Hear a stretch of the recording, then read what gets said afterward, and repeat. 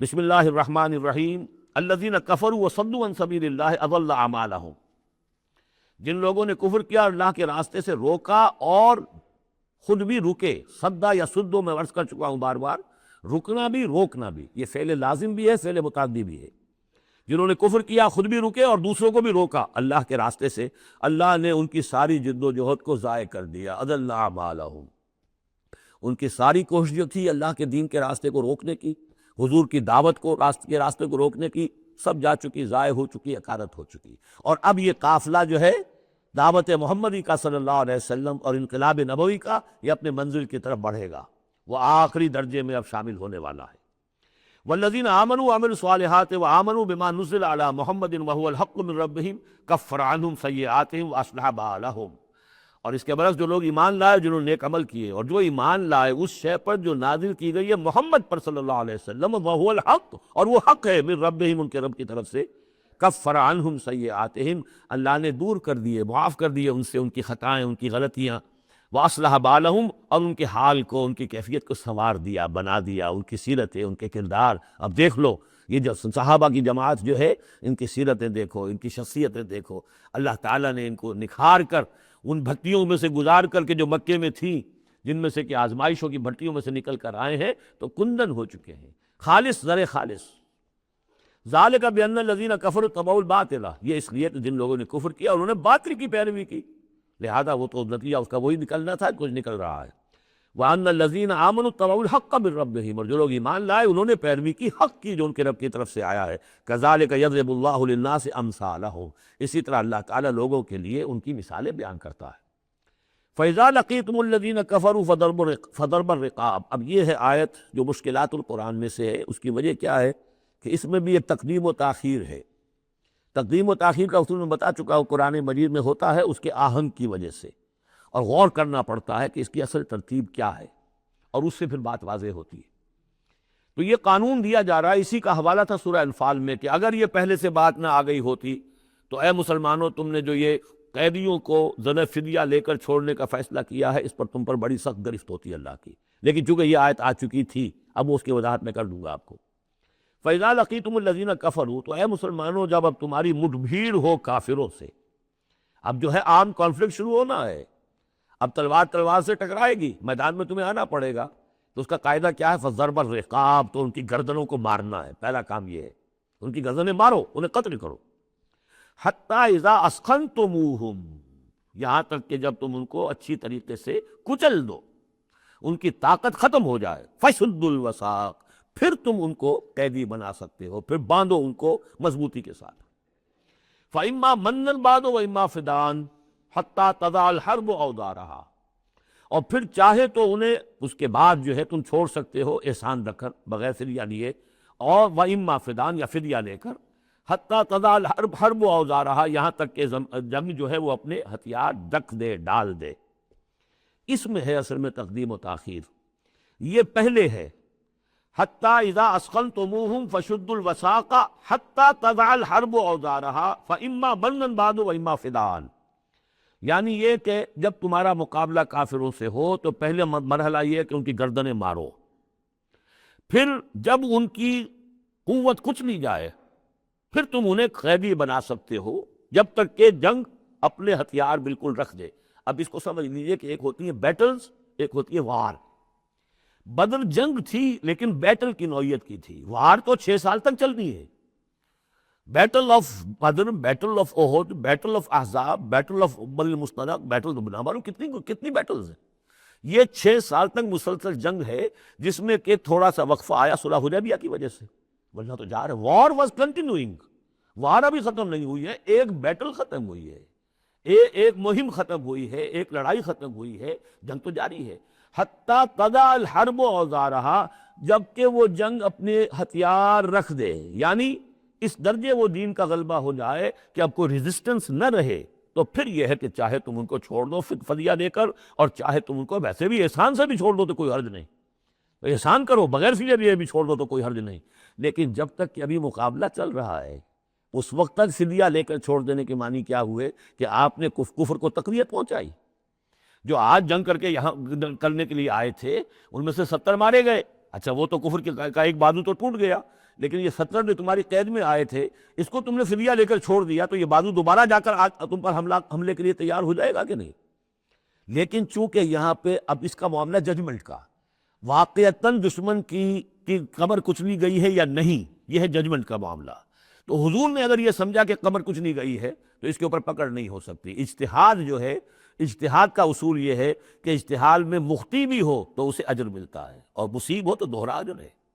چونکہ حضور کے اجتہاد پر یہ تھا تو آپ کو اگر چھوڑ دیا گیا تو اما منن بعد و اما فدان، جب یہ آلٹرنیٹیو اس کے اندر موجود ہے اس آیت کے اندر کہ اس کے بعد پھر چاہو تو تم بغیر کوئی فدیہ لیے ہوئے احسان دھر کر چھوڑ دو اور چاہے فدیہ لے کر چھوڑ دو، تو حضور نے اس کو استعمال کیا ہے.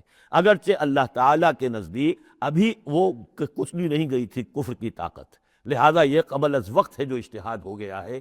اسی لیے کہا کہ اگر یہ آیت نازل نہ ہو چکی ہوتی پہلے تو جو کچھ تم نے کیا ہے، ما کان لنبی ان یکون لہ اسرا حتی یسخن فی الارض، وہی لفظ جو یہاں آیا ہے حتی اذا اسخنتموہم حتی یسخن فی الارض. کسی نبی کے لیے یہ روا نہیں ہے کہ وہ کوئی قیدی بنا لے جب تک کہ زمین میں پوری طریقے سے خوریزی نہ ہو جائے اور کفر کو کچل نہ دیا جائے. تریدون عرض الدنیا، تم دنیا کا ساز و سامان چاہتے ہو کہ یہ فدیہ دیں گے رقم آئے گی. واللہ یرید الآخرہ، اللہ کے نگاہوں کے سامنے آخرت ہے. اللہ عزیز الحکیم، اللہ عزیز الحکیم ہے. لولا کتاب من اللہ سبقا، اگر یہ اللہ کی طرف سے وہ کتاب پہلے آنا چکی ہوتی، حکم، اب یہ کتاب کے معنی پھر وہی حکم ہے یہاں پر، اللہ کی طرف سے پہلے یہ آیت جو ہے جو اس حکم پر مبنی ہے وہ نازل نہ ہو چکی ہوتی، لمسکم فیما اخذتم عذاب عظیم، تو جو کچھ تم نے لیا ہے اس پر تمہارے اوپر بڑی سخت گرفت ہوتی ہے اللہ کی طرف سے. لیکن چونکہ وہ تھی فَقُلُوا مِمَّا غَنِمْتُمْ حَلَالًا طَيِّبًا، تو جو بھی اب تمہیں غنیمت ملی ہے اسے کھاؤ حلال، اس کو حلال و طیب سمجھتے. یہ ہے اس آیت کا مطلب. جب تمہارا مقابلہ ہو دشمنوں سے تو گردنیں مارنا ہے پہلا کام. پھر جب پوری طرح کچل لو، طاقت کچھ نہیں گئی کفر کی، تو پھر قیدی بھی بناؤ. فَشُدُّوا الْوَثَاقَ حَتَّىٰ تَضَعَ الْحَرْبُ أَوْزَارَهَا، جب جنگ بالکل ختم ہو جائے اور گویا کہ وہ ہتھیار ڈال دیے، جنگ نے ڈنگ ڈال دیے، اب کوئی طاقت نہیں رہی کفر میں، پھر تم چاہو تو ان کو فدیہ لے کر چھوڑ دو، چاہو تو بغیر فدیہ کے بھی چھوڑ دو، کوئی بات نہیں، اب کوئی خطرہ نہیں. اس لیے کہ انقلاب آ چکا اور مستحکم ہو چکا، اب ان کا کیا کچھ نہیں ہوگا. حتیٰ تضع الحرب اوزارہا ذالک ولو یشاء اللہ لانتصر منہم، اللہ چاہتا تو خود ہی ان سے بدلہ لے لیتا، ان کو فار سے انتقام لے لیتا. ولیکن لیبلو بعضکم ببعض، اللہ تعالیٰ چاہتا تو اس 1000 کے لشکر کو آنے واحد میں ختم کر دیتا. لیکن اللہ نے تمہیں موقع دیا، تمہاری آزمائش کی، تمہارے صبر کا امتحان لیا. لیکن اللہ تعالیٰ امتحان لیتا، جانچتا ہے بعض کو بعض کے ذریعے سے. وہ 1000 کے لشکر کے ذریعے سے ان 313 کے استقامت کی، ایمان اور استقامت جو ہے اس کی آزمائش ہو گئی. والذین قتلوا فی سبیل اللہ فلن یضل اعمالہم، اور جو لوگ اللہ کی راہ میں قتل ہو گئے تو اللہ تعالیٰ ان کے اعمال کو ضائع کرنے والا نہیں ہے، ان کے سارے اعمال کا بھرپور اجر انہیں مل جائے گا.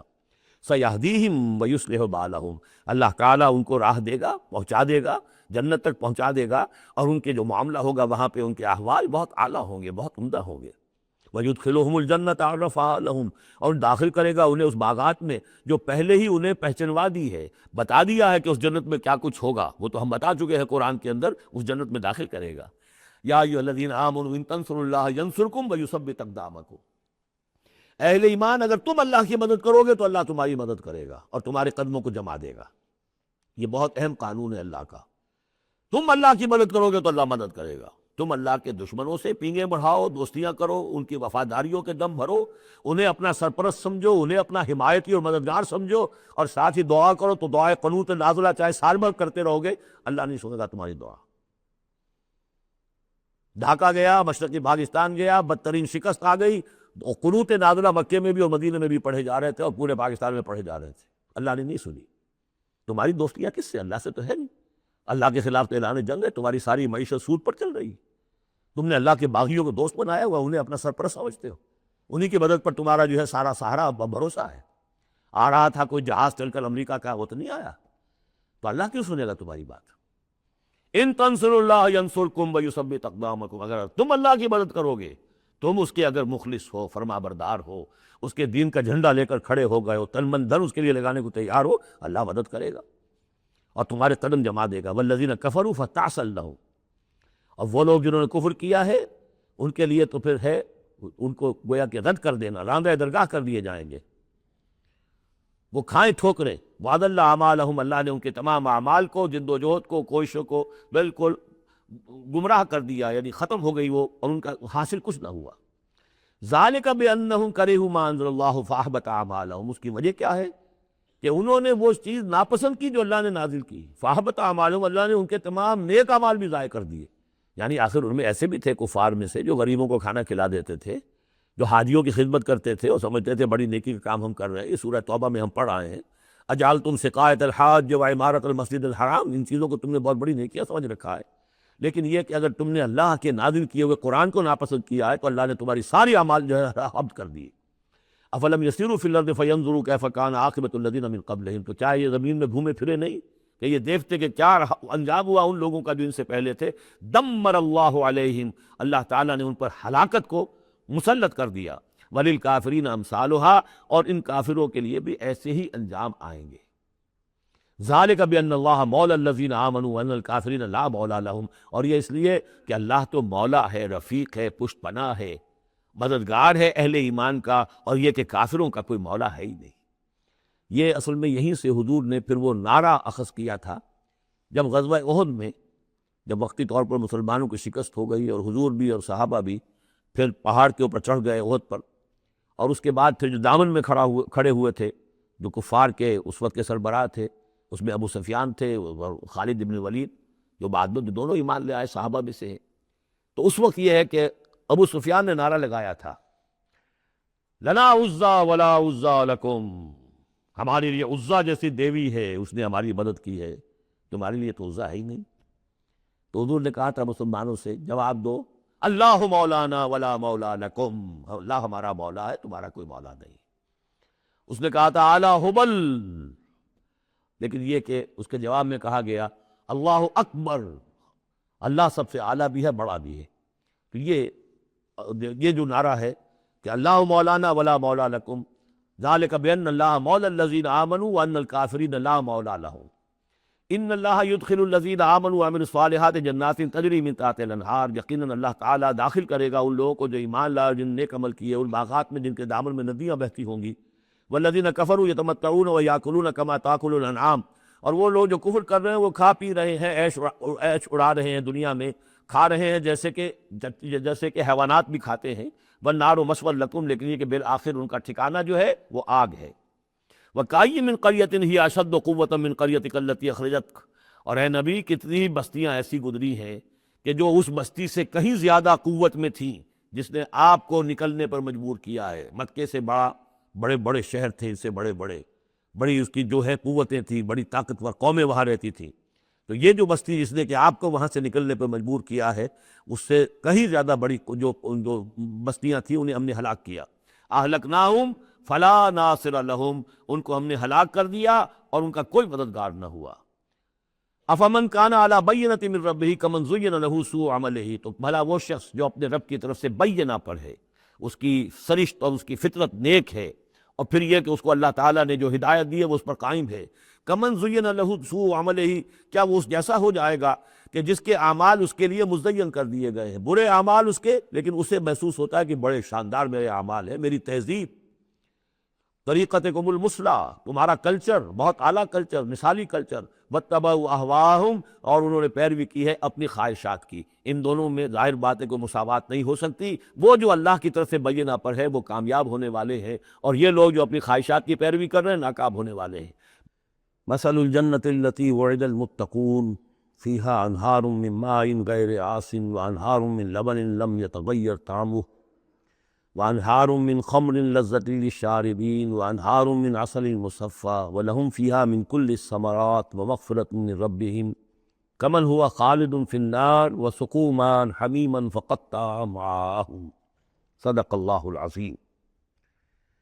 مثال اس جنت کی جس کا وعدہ کیا گیا ہے متقیوں سے، اس میں نہریں ہیں پانی کی جن میں کوئی بو نہیں، اور نہریں ہیں دودھ کی جس کا ذائقہ تبدیل نہیں ہوتا، وانہار من خمر، اور ایسی شراب کی نہریں کہ جو لذت والی ہے پینے والوں کے لیے، وانہار من عسل مصفی، اور نہریں ہیں ایسے شہد کی جس کو صاف کیا جا چکا ہو، جھاگ اتارا جا چکا ہو۔ وَلَهُمْ فِيهَا مِنْ كُلِّ الثَّمَرَاتِ، اور پھر مزید برآں ان کے لیے ہوں گے وہاں تمام میوے، تمام پھل۔ وَمَغْفِرَةٌ مِّن رَبِّكُمْ، اور مغفرت ہوگی ان کے رب کی طرف سے۔ بھلا یہ لوگ کمن ہوا خالد فی النار، بھلا وہ لوگ کہ جو ان جنتوں میں ہوں گے ان کے برابر ہو سکتے ہیں وہ کہ جو ہے آگ میں، جو رہیں گے ہمیشہ آگ میں۔ وَسُقُوا مَاءً حَمِیمًا، اور انہیں پینے کو دیا جائے گا کھولتا ہوا پانی، فقطع امعاءہم، جو ان کی انتڑیوں کو کاٹ کر رکھ دے گا۔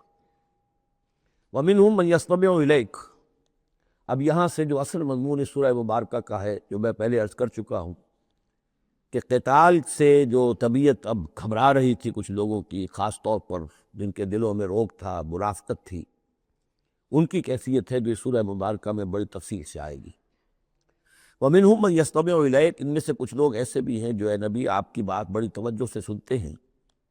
حَتَّىٰ إِذَا خَرَجُوا مِنْ عِنْدِكَ، یہاں تک کہ جب وہ آپ کے پاس سے نکل کر باہر جاتے ہیں، قَالُوا لِلَّذِينَ أُوتُوا الْعِلْمَ مَاذَا قَالَ آنِفًا، تو وہ کہتے ہیں ان کو کہ جنہیں علم دیا گیا، کیا کہا انہوں نے، اب یہ نئی بات آج کیا کہہ دی انہوں نے۔ یہ اوت العلم سے مراد اہل ایمان بھی ہو سکتے ہیں کہ وہ لوگ اہل ایمان میں سے جو لوگ ان میں زیادہ سمجھدار تھے اور جن کو سمجھتے ہیں کہ زیادہ ان کو اللہ نے فہم عطا فرمایا، ان سے پوچھتے ہیں یہ بات کچھ سمجھ میں نہیں آئی جو آج کہی ہے محمد نے صلی اللہ علیہ وسلم، یا پھر یہ اہل کتاب سے جا کر پوچھتے ہیں جو علم والے جن کو علم پہلے دیا گیا تھا، ماذا قال آنفا، یہ کیا کہہ دیا، یعنی جنگ کے بارے میں جو بھی اب کوئی تجویز ہو رہی ہے، اقدام کا مرحلہ ہے، نکلنا ہے، قریش کے قافلوں کا پیچھا کرنا ہے۔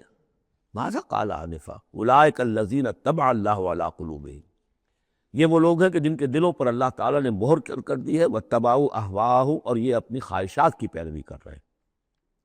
یعنی یہ ہچکچاہٹ جن کے اندر پیدا ہو گئی ہے، در حقیقت یہ نشانی ہے اس بات کی کہ ان کے دلوں میں منافقت پیدا ہو چکی ہے۔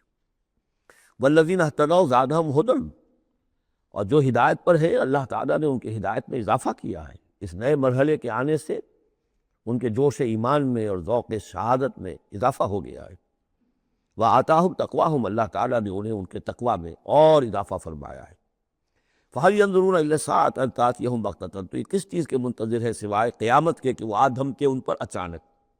فقط جاء اشراطھا، اس کی علامتیں تو آ چکی ہیں، یعنی قیامت کی سب سے بڑی علامت جو ہے وہ در حقیقت حضور صلی اللہ علیہ وسلم کی بعثت ہے، کیونکہ آپ آخری رسول ہیں، اور آپ نے فرمایا بھی ہے کہ بعثت انا والساعۃ کہاتین، دونوں انگلیوں کو آپ نے جوڑا، میں اور قیامت اس طریقے سے جڑے ہوئے، اب میرے بعد کوئی اور نبی نہیں۔ انا آخر المرسلین وانتم آخر الامم، میں آخری رسول ہوں، تم آخری امت ہو، تو اب آپ کے بعد تو قیامت ہی آنی ہے۔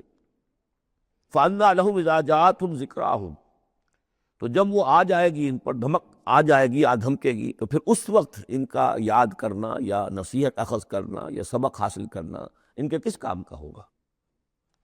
فَاعْلَمْ أَنَّهُ لَا إِلَٰهَ إِلَّا اللَّهُ وَاسْتَغْفِرْ لِذَنبِكَ، پس جان لو کہ اللہ کے سوا کوئی معبود نہیں، اور اپنی خطاؤں کے لیے اللہ سے استغفار کرو۔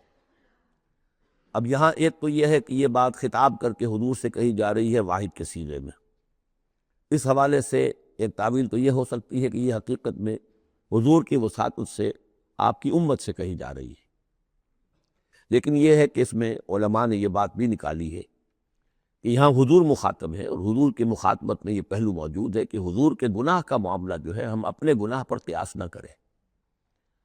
حسنات الابرار سیئات المقربین، حضور کی تو جو انٹینسٹی ہوتی تھی تعلق با اللہ کی شدید، اس میں ذرا سی کمی آتی تھی تو آپ اسے بھی سمجھتے تھے کہ بہت بڑی کوتاہی مجھ سے ہو گئی ہے۔ گویا کہ ہمارے لیے تو کہیں بمشکل کبھی اللہ تعالیٰ کی خصوصی عنایت سے طبیعت کے اندر انشراح ہو جائے تو یہ بہت بڑی نعمت ہے، اور حضور کے لیے وہ تو انشراح تو ہر وقت رہتا ہی تھا۔ اگر ذرا سا کہیں کسی مسئلے میں تھوڑی سی اس انشراح کی شدت میں کمی آ جائے تو آپ اسے بہت بڑی اپنی کوتاہی، بڑا گناہ سمجھتے تھے۔ ویسے میری ایک ذاتی رائے بھی ہے، وہ میں اگلی صورت میں آ کر اس بات کو پورے طور سے واضح کروں گا کہ یہاں حضور کی خطا سے مراد یہ ہے کہ جو بھی اس جد و جہد میں کہیں کوئی کوتاہی رہ گئی ہے، اور وہ کوتاہی اگر دوسرے مسلمانوں سے ہوئی ہے تب بھی جیسا کہ آپ کو معلوم ہے کہ جنگ اگرچہ سب مل کر لڑتے ہیں، سپاہی بھی لڑتا ہے، لیکن یہ کہ صحرا بنتا ہے تو جو کمانڈر ہوتا ہے، سپہ سالار ہوتا ہے، فتح اس کے کھاتے میں جاتی. اسی طریقے سے شکست ہو جائے تو شکست کا جو کلنک کا ٹیکہ ہے وہ بھی ظاہر بات ہے کہ سپہ سالار کے ماتھے پر لگے گا، چاہے اس میں غلطی کسی اور کی ہو جائے. اس اعتبار سے اگر کہیں کسی سے کوئی کوتاہی ہوئی ہے تو گویا کہ وہ حضور صلی اللہ علیہ وسلم کی جد و جہد ہونے کے اعتبار سے کہ آپ ہی کی قیادت میں ہو رہی ہے، تو اس جد و جہد کے اندر کہیں کوئی کوتاہی یا کمی جو ہے اس کا ذکر ہو رہا ہے. وَلِلْمُؤْمِنِينَ وَالْمُؤْمِنَاتِ، اے نبی آپ استغفار کیجئے اپنی خطا آپ تقصیر کا بھی، اور اہل ایمان مردوں اور عورتوں کے لیے بھی. وَاللَّهُ يَعْلَمُ مُتَقَلَّبَكُمْ وَمَثْوَاكُمْ، اللہ خوب جانتا ہے کہاں تمہیں لوٹ کر جانا ہے، بازگشت تمہاری کہاں ہے، اور کہاں تمہارا اصل گھر ہے مستقل، تمہارا ٹھکانہ کہاں ہے، یعنی آخرت بہشت. وَيَقُولُ الَّذِينَ آمَنُوا لَوْلَا نُزِّلَتْ سُورَةٌ، اور کہتے ہیں یہ لوگ جو ایمان کے دعوے دار ہیں کیوں نہیں کوئی سورت نازل ہوئی. یہ بہت اہم آیت ہے اس سورت کی، کہ اصل میں حضور نے جب وہ چھوٹی چھوٹی مہمیں بھیجنی شروع کر دی تھی اس وقت تک کوئی ایسی صحیح آیت جب اللہ کے راستے میں نکلو اور قتال کرو شاید نازل نہیں ہوئی. اذن کے درجے میں تو بات آ گئی کہ سورہ حج کے اندر آیت نازل ہو گئی تھی، لیکن سورہ حج کو بھی بعد ہوگا چونکہ مدنی سمجھتے ہیں تو ہو سکتا ہے وہ بھی اس کے بعد نازل ہوئی ہو اگر وہ رائے صحیح.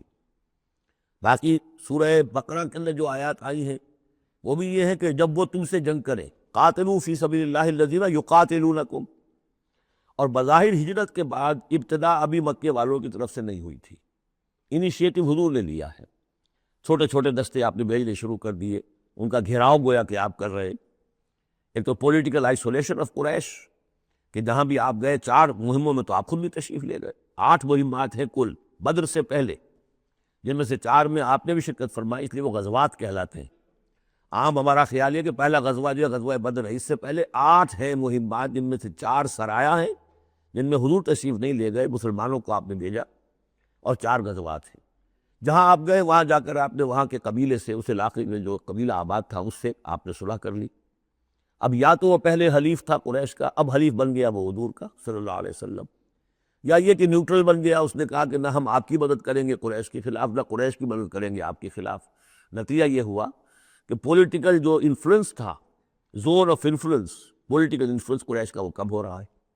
پھر آپ نے قافلوں کا پیچھا کیا، اس سے اندازہ ہوا کہ اب ان کی لائف لائن جو ہے، ان کی تو شہرت تھی وہ، اس کے اوپر آپ نے ہاتھ ڈالا. یہ چیزیں چونکہ آپ کی طرف سے ہوئی ہیں، اس وقت تک مکے والوں کی طرف سے جو بھی کچھ انہوں نے کیا، مکے میں ستایا مارا پیٹا، وہ تھے اپنی جگہ. ہجرت کے بعد ان کی طرف سے کوئی اقدام نہیں ہوا. اس پر یہ لوگ جو تھے جو ذرا اس جنگ وغیرہ سے اور اس معاملے سے اپرا رہے تھے تو ان کو ایک دلیل ملی ہوئی تھی، وہ کہتے تھے لولا نزلت سورۃ، کیوں نہیں کوئی سورت نازل ہو جاتی. یہ تو محمد صلی اللہ علیہ وسلم نے خود ہی اپنا ایک سلسلہ شروع کر دیا ہے اپنی ذاتی رائے سے. ان کا خیال ہوگا جیسے کوئی مہم جو انسان ہوتا ہے تو شاید اسی طریقے سے اب یہ جو ہے مہم جو انسان بن گئے. لولا نزلت سورۃ فاذا انزلت سورۃ محکمۃ، پھر جب ایک محکم صورت نازل کر دی گئی، وذکر فیہا القتال، اور اس میں قتال کا حکم آ گیا. رأیت الذین فی قلوبہم مرض، تو اب تم دیکھو گے ان لوگوں کو کہ جن کے دلوں میں روگ ہے. ینظرون الیک نظر المغشی علیہ من الموت، اب آپ کی طرف ایسے دیکھیں گے جیسے وہ شخص دیکھتا ہے جس پر موت کی غشی طاری ہو رہی ہوتی ہے. دلیل ان کی ختم ہو گئی.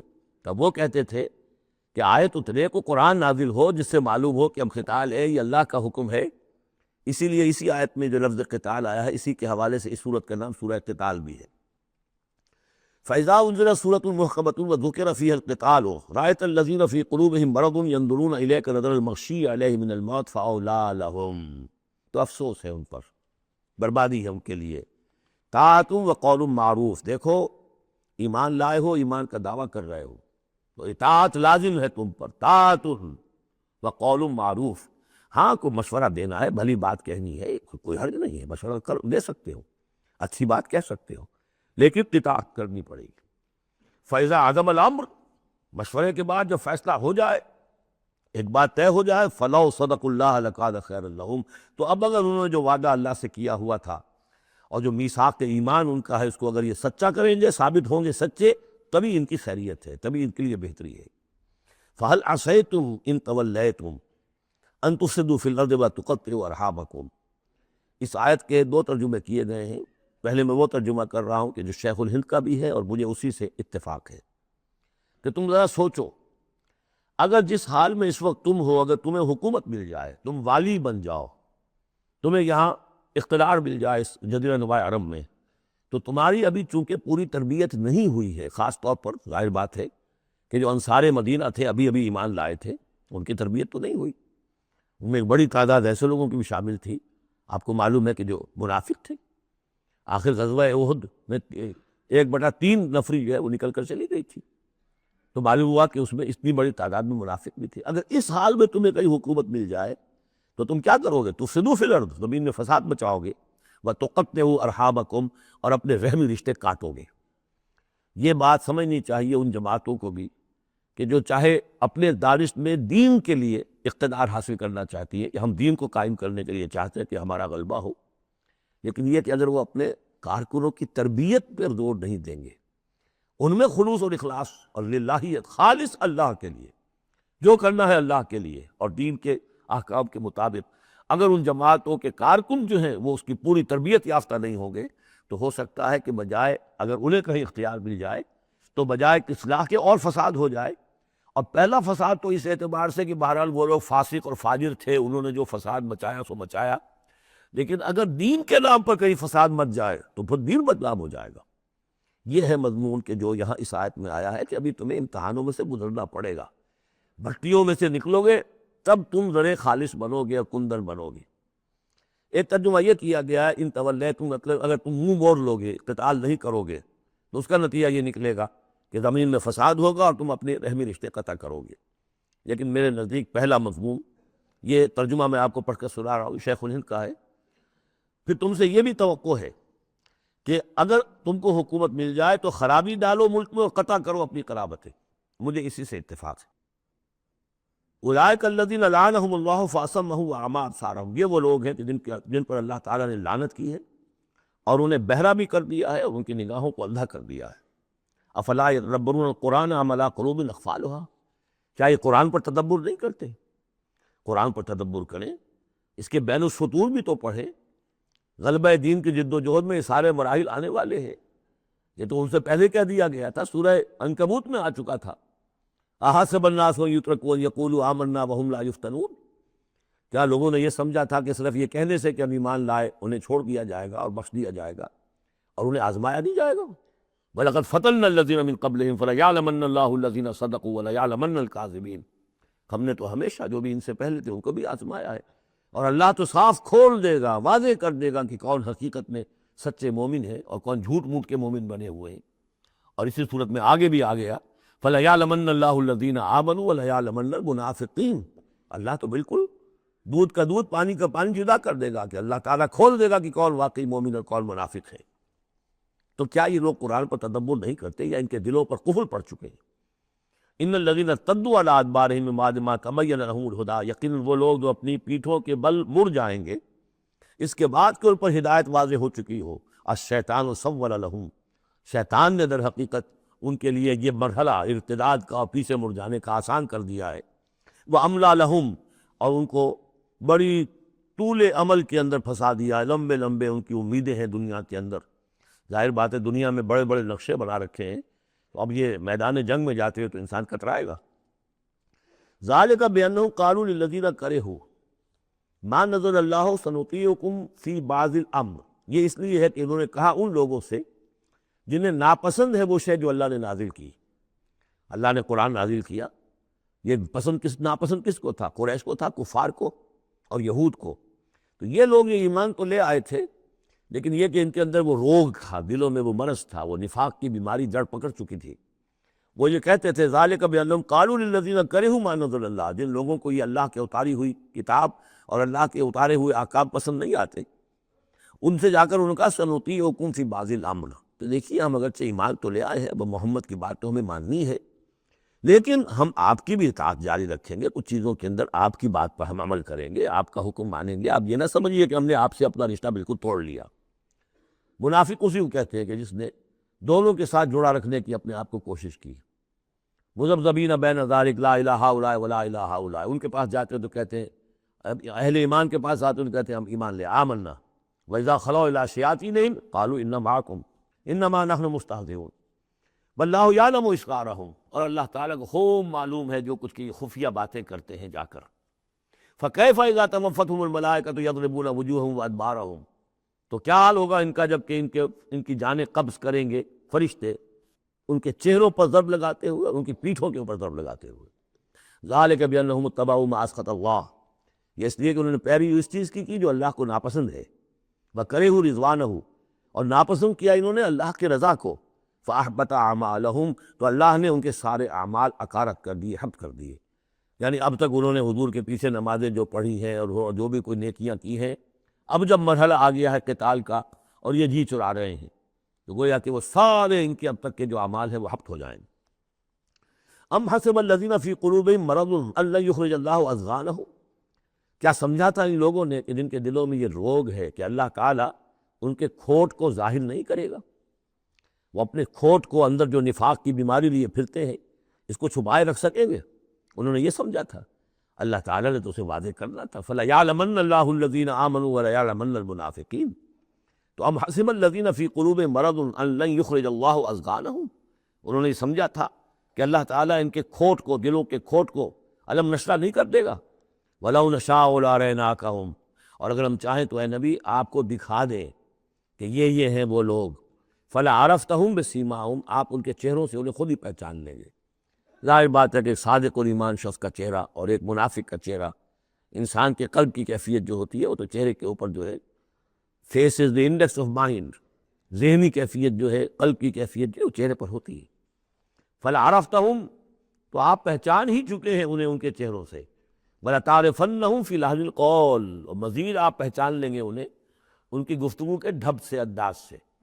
گفتگو میں بھی ظاہر بات ہے کچھ چاپلوسی کریں گے، کچھ ہیر پھیر ڈالیں گے۔ ایک مخلص آدمی کی گفتگو اور ایک اس طرح کے شخص کی گفتگو، زمین و آسمان کا فرق ہوتا ہے۔ وَاللَّهُ يَعْلَمُ أَعْمَالَكُمْ، اللہ تمہارے اعمال کو خوب جانتا ہے۔ وَلَنَبْلُوَنَّكُمْ حَتَّىٰ نَعْلَمَ الْمُجَاهِدِينَ مِنكُمْ وَالصَّابِرِينَ، اور ہم تو لازماً آزمائیں گے تمہیں، یہاں تک کہ ہم، ترجمہ تو ہوگا ہم معلوم کر لیں، ہمیں علم ہو جائے۔ لیکن چونکہ اہل سنت کا عقیدہ یہ کہ اللہ کا علم تو قدیم ہے، تو یہاں ہم اس کی ترجمانی کرتے ہوئے کہتے ہیں ہم ظاہر کر دیں گے اس کو، تاکہ سب کے علم میں آ جائے، سب دیکھ لیں۔ ہم آزمائیں گے تمہیں یہاں تک کہ سب دیکھ لیں کہ مجاہدین کون ہیں تم میں سے، حتیٰ نعلم المجاہدین منکم والصابرین، اور وہ جو صبر کرنے والے ہیں۔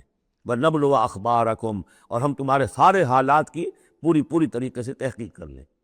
یہ تقریباً سمجھیے کہ وہ آیت جو آئی تھی سورہ بقرہ میں، وَلَنَبْلُوَنَّكُمْ بِشَيْءٍ مِّنَ الْخَوْفِ وَالْجُوعِ وَنَقْصٍ مِّنَ الْأَمْوَالِ وَالْأَنفُسِ وَالثَّمَرَاتِ، ابھی وہاں چونکہ قتال کا حکم نہیں آیا تھا، اس لیے وہاں پر ابھی جنگ کا تذکرہ نہیں تھا۔ یہ تو تھا کہ ہم تمہیں آزمائیں گے بھوک سے اور جان اور مال کے نقصان سے اور ثمرات کے ضیاع سے، لیکن یہاں اب اسی آیت کو ایکسٹینشن سمجھیے، وَلَنَبْلُوَنَّكُمْ حَتَّىٰ نَعْلَمَ الْمُجَاهِدِينَ مِنكُمْ وَالصَّابِرِينَ، تاکہ ہم دیکھ لیں کون ہیں وہ جو واقعتاً جہاد کرنے والے ہیں، صبر کرنے والے ہیں، اور ان کی پوری طرح جانچ پرکھ کر لیں۔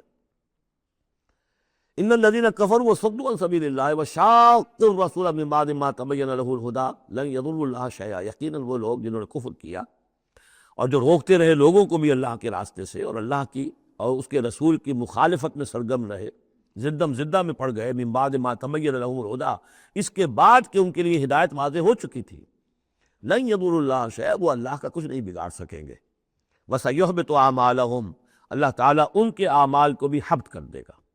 یعنی اس پہلے ذکر تھا منافقین کا، اب یہاں کفار مکہ کا ذکر ہے۔ ان کے اعمال کیا تھے؟ وہی حاجیوں کی خدمت کرتے تھے، اجعلتم سقایۃ الحاج وعمارۃ المسجد الحرام کمن آمن باللہ والیوم الآخر، اور یہ کہ بہرحال اور بھی کچھ دے، کسی نے کھانا کھلا دیا، کسی کو کچھ اور کر دیا، اور پھر یہ کہ جو کچھ انہوں نے جد و جہد کی ہے، انہوں نے بھی مال خرچ کیے ہیں، جنگیں کی ہیں، بدر میں آئے تھے تبھی تو بہت سے لوگوں نے، کفار نے انفاق کیا تھا، تبھی تو ساز و سامان تیار ہوا تھا، 900 اونٹ لے کر نکلے تھے، روزانہ ایک دن 10 ایک دن 9 اونٹ تو ذبح ہو رہے تھے وہ فوج کو جو کھانا کھلانے کے لیے، تو آخر لوگوں نے کنٹریبیوٹ کیا تھا، تو یہ سارے اعمال ان کے اکارت چلے گئے۔